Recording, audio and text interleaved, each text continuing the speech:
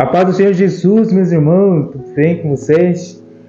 Meus irmãos, vamos meditar uma palavra aqui muito importante, que eu acho que é muito importante para a gente, na importância da oração e a importância de orar por nosso povo, né? Vamos ler o livro de Neemias, capítulo 1, verso de 1 à frente, que fala assim: Palavra de Neemias, filho de Acalia, no mês de Quisleu, no 20º ano, enquanto eu estava na cidade de Susa, Anani, um dos meus irmãos, veio de Judá com alguns dos outros homens, e eu lhe perguntei acerca dos judeus que restaram os sobreviventes do cativeiro e também sobre Jerusalém. E eles me responderam: aqueles que sobreviveram ao cativeiro e estão lá na província passam por grande sofrimento e humilhação. O muro de Jerusalém foi derrubado e sua porta foram destruída pelo fogo. Verso 4. Quando ouvi essas palavras ou essas coisas, sentei-me e chorei. Passei dia lamentando-me, jejuando e orando a Deus dos céus. Pai, obrigado por este momento. Que o Senhor venha abençoar cada irmão, cada irmã que está assistindo este momento, este pôr do sol, Pai, para receber esse sábado, santo sábado, Pai, para a gente ir nas igrejas, ouvir Tua palavra, ouvir nesse momento, Pai. Seja o Senhor falando no coração de cada irmão, cada irmã, em nome de Senhor Jesus. Irmão, é interessante que Neemias estava num lugar muito bom, muito seguro, estavam trabalhando em um palácio muito bom, muito top, e chegam várias pessoas de Jerusalém. Então ele era de Jerusalém, né? E ele pergunta como que estão as pessoas que sobreviveram ainda no cativeiro. E as pessoas falam, não dá notícia boa, dá uma notícia muito ruim. Aqueles que estão lá, ainda que aqueles que estão vivos, estão lá passando sofrimento. Os muros de Jerusalém foram queimados, as portas foram queimadas. O povo está vivendo uma insegurança muito grande. Muito grande.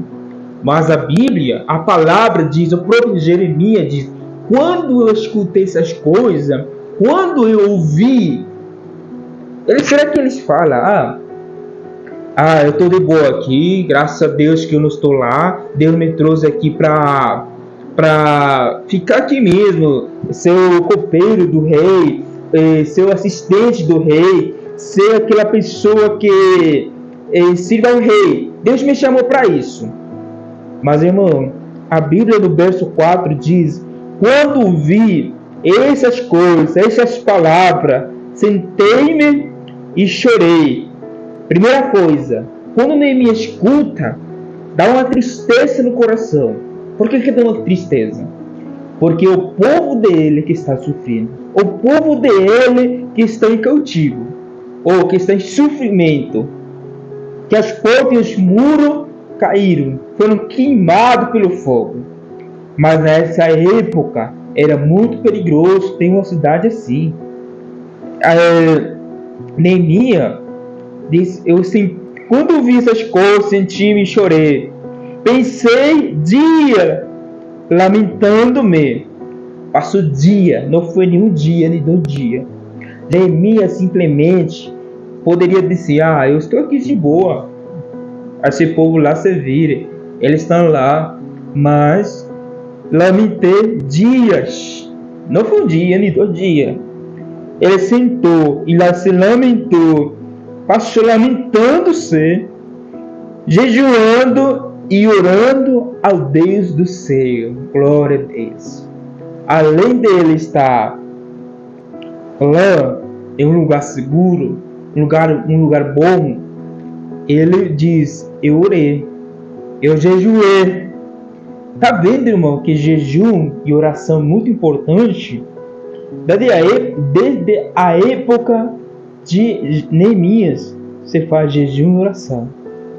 Quando eu lembro a história da rainha Esther, rainha Esther diz para seu povo: manda o povo de Israel jejuar por 3 dias. Eu estarei jejuando. Mas eles também estavam em oração, clamando a Deus. Mas, irmão, o que você faria quando escutar essas palavras? Meu povo está sofrendo. O povo está sofrendo, os muros foram caídos. Será que você falaria: eu estou tranquilo, estou de boa, estou aqui de boa, Deus me trouxe aqui, o povo lá cuida dele mesmo. E nesse momento estou no Brasil, mas Bolívia nesse momento está passando por dificuldade, falta de gasolina, falta de diesel, problemas políticos. Você acha que eu estou aqui, nossa, boa que eu não estou lá? Não, meu irmão, estou aqui orando, pedindo a Deus para que minha nação se melhore, se for a vontade de Deus. Quando fala: quando vi essas coisas, sentei-me e chorei, passei dia lamentando-me, jejuando e orando a Deus. Então eu disse ao Senhor, Deus do céu, Deus grande, temente e fiel à aliança e misericordioso com os que te amam, obedecem os teus mandamentos, que os teus ouvidos estejam atentos e os teus olhos estejam abertos para a oração que teu servo está fazendo. Diz-te a ti, dia e noite, em favor de teu servo. O povo de Israel confessa o pecado que nós, israelitas, temos cometido contra ti. Se eu e meu povo temos pecado. Neemias fala: eu e meu povo temos pecado. Irmãos, é interessante quando Deus coloca uma pessoa numa posição boa. E quando essa posição a gente sabe que vem de Deus, a gente tem que dizer: isso é para Deus, isso é para meu Deus. Se meu povo está fazendo alguma coisa, mas eu estou numa posição boa que Deus me colocou, eu vou fazer proveito e usar conforme a Deus. Só que não foi fácil para Neemias. A palavra de Deus diz assim, que quando o rei olhou a cara que Neemias tinha de tristeza, que ele não estava muito empolgado, ele não estava com muita felicidade, o rei pergunta: o que você tem, Neemias? Neemias começa a contar o que aconteceu. Porque você vê a intimidade que o rei tinha com o Neemias, porque ele conhecia, ele sabia como que ele estava nesse momento, como que se sentia nesse momento. Mas é interessante que quando o rei olha para Neemias, pergunta: o que você tem, Neemias? Ele já conhece. Então, é interessante, irmão, que quando ele começa a contar o que está acontecendo no seu povo, ele pede licença, permissão para ir para lá. E o rei diz: não fala não. Mas ele pergunta: quando você volta? Sabe que a confiança que a pessoa tem naquela pessoa. Quantas pessoas têm uma confiança boa em ti, em você? Mas não perca essa confiança. Continue com essa confiança. Mas o rei diz: quando você volta? Se eu não estou errado, a esposa do rei também fala: quando você volta?